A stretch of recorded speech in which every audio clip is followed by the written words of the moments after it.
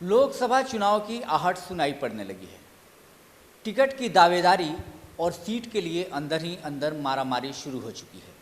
इस बीच यह खबर आ रही है कि बीजेपी इस बार कई पुराने चेहरों को टिकट देने नहीं जा रही है। इसमें एक नाम औरंगाबाद के वर्तमान बीजेपी सांसद सुशील कुमार सिंह का भी है। ऐसा माना जा रहा है कि पार्टी के इंटरनल सर्वे में सुशील सिंह को लेकर अच्छे फीडबैक नहीं आए हैं, लिहाजा पार्टी उनके जगह पर किसी और चेहरे की तलाश कर रही है।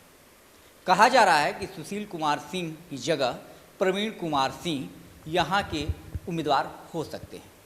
अभी हमारे साथ बात करने के लिए मौजूद हैं प्रवीण कुमार सिंह जी। आइए जानते हैं जो बातें चल रही हैं उसमें कहाँ तक सच्चाई है। प्रवीण जी, बहुत बहुत स्वागत है आपका सीतयोग न्यूज़ में। प्रवीण जी, ऐसा कहा जा रहा है कि बीजेपी इस बार कई चेहरों को टिकट देने नहीं जा रही है। इसमें औरंगाबाद के वर्तमान सांसद सुशील कुमार सिंह का भी नाम शामिल है। अगर सुशील कुमार सिंह को टिकट नहीं मिलता है तो उनकी जगह आपके नाम की भी चर्चा है। आप क्या मानते हैं? बहुत बहुत धन्यवाद आपका। सबसे पहले तो मैं आपके माध्यम से इस त्योहारों के सीजन में औरंगाबाद के समस्त जनता को दीपावली और छठ की हार्दिक शुभकामनाएं और बधाई देना चाहूँगा। अब आपके क्वेश्चन पर मैं आता हूँ। देखिए, इंटरनल सर्वे क्या हो रहा है हमें जानकारी उतनी नहीं है। आप लोग मीडिया वाले हैं, आपको ज़्यादा जानकारी होगी। लेकिन इतना ज़रूर तय है कि एक कार्य टिकट किसको मिलेगा ये पार्टी नेतृत्व तय करती है और जनता की आवाज़ के ऊपर पार्टी नेतृत्व ये तय करती है कि जनता की आवाज़ क्या है और किसको टिकट दिया जाए। हम लोग तो कार्यकर्ता हैं, कार्यकर्ता के रूप में हम लोग काम कर रहे हैं और माननीय प्रधानमंत्री जी के किए हुए कार्यों को जनता के बीच में लेकर के हम लोग जाते हैं। चूँकि इतना कार्य उन्होंने कर दिया है कि जितना भी बताया जाए वो कम है। जैसे कि सर्जिकल स्ट्राइक हुआ, जो कि पाकिस्तान में घुस करके हम लोगों ने मारा, उरी में आकर के हमारे हमारे सैनिकों को मारा गया था। तो आतंकवादियों से हम लोगों ने बदला लिया। वहाँ एयर स्ट्राइक हम लोगों ने किया। पुलवामा में उन लोगों ने सीआरपीएफ के गाड़ियों पर अटैक किया था और 10 दिन के अंदर हम लोगों ने बालाकोट में घुस करके और पाकिस्तान आतंकवादियों को और उसके कैंप को नेस्तनाबूद किया गया था। ये हमारे माननीय प्रधानमंत्री अगर नहीं रहते तो ये कार्य नहीं हो सकता था। जैसे कि 370A हटना कश्मीर से, ये भी एक बहुत बड़ा उपलब्धि है और वहाँ का झंडा को हटा करके अब भारतीय तिरंगा हर वहाँ पर सरकारी बिल्डिंगों पर लहराया जाने लगा। वो हमारी उपलब्धि है, हमारे सरकार की उपलब्धि है। अयोध्या इतना बड़ा है, जो कि अयोध्या में आप तो जान ही रहे हैं कि अब तो उद्घाटन भी होने वाला है अयोध्या मंदिर का।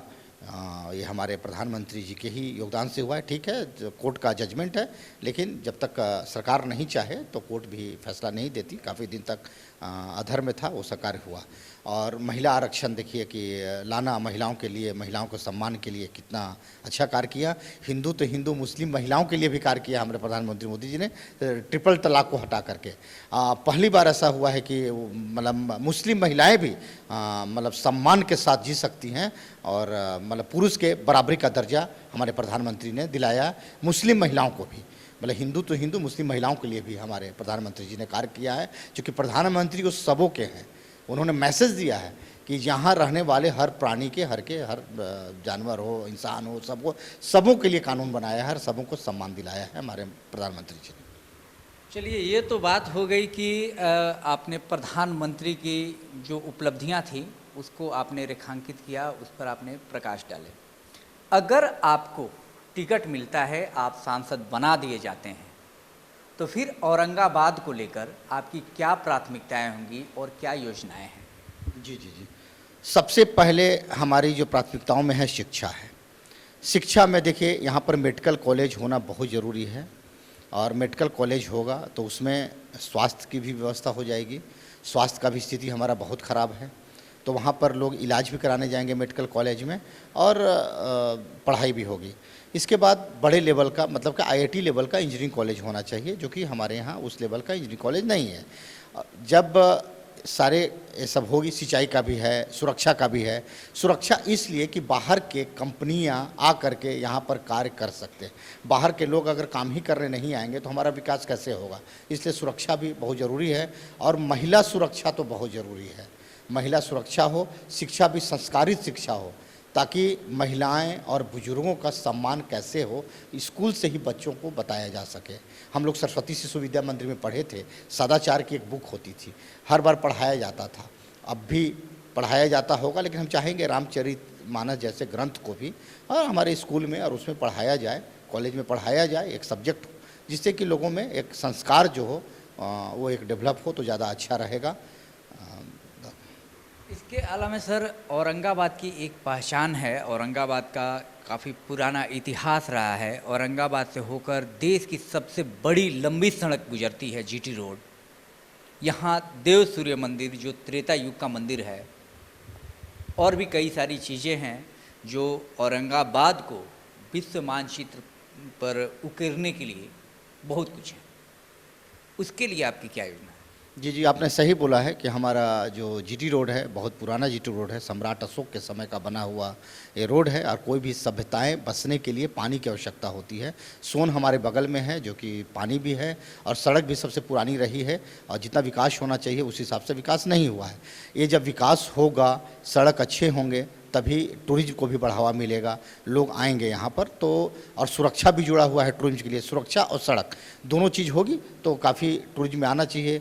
और देव सूर्य मंदिर से तो हम भी जुड़े हुए हैं, भगवान की नगरी है, भगवान सूर्य नारायण हमारे इष्ट देव हैं भी, तो हम तो चाहेंगे कि मतलब टूरिज्म के लिए इतना बढ़ावा हो कि साल में लाखों लोग आए और यहाँ पर दर्शन करें, दर्शन लाभ लें, उससे कि वहाँ के लोगों का भी एक तो लेवल भी अपग्रेड होता है और दूसरा पैसे का भी आवक होगा। जो भी टूरिज्म में आएंगे वहीं पर रहेंगे, खाएंगे, चाय तक पिएंगे तो वहीं का पिएंगे, कपड़े खरीदेंगे, कुछ होगा तो ये बढ़ेगा। टूरिज्म को बढ़ावा से बेरोजगारियां भी दूर होगी लोगों को और दुकान वगैरह जो है वो काफ़ी कमाई होगी उनकी, तो उनका भी उत्साह बढ़ता जाएगा।